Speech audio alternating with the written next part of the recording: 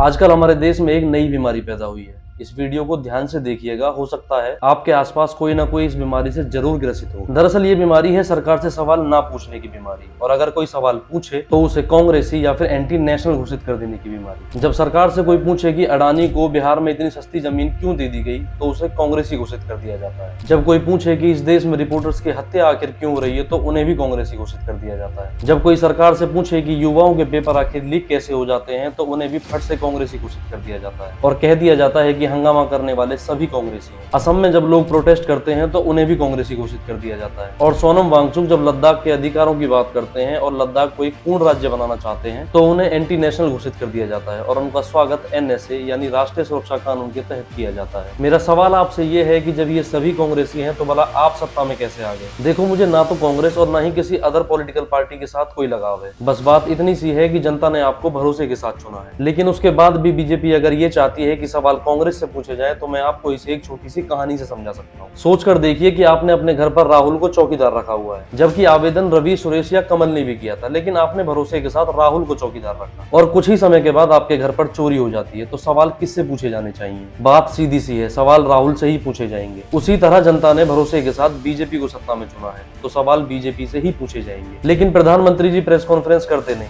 TV debates में आते नहीं, तो सवाल भला किससे पूछे जाए? तो सरकार ने इन सवालों का जवाब देने के लिए अपने कुछ लोग रखे हुए। यही लोग आम आदमी को धर्म और विकास की परिभाषा समझाते हैं, और अगर कुछ गलती हो जाए तो गाली भी यही लोग खाते हैं। कुल मिलाकर प्रधानमंत्री जी सुरक्षित है। लेकिन सवाल तो पूछे जाएंगे और पूछे जाने चाहिए, क्योंकि यही एक स्वस्थ लोकतंत्र की पहचान है। आपके हिसाब से प्रधानमंत्री जी को प्रेस कॉन्फ्रेंस करनी चाहिए या नहीं? प्लीज हमें कमेंट्स में जरूर बताएं।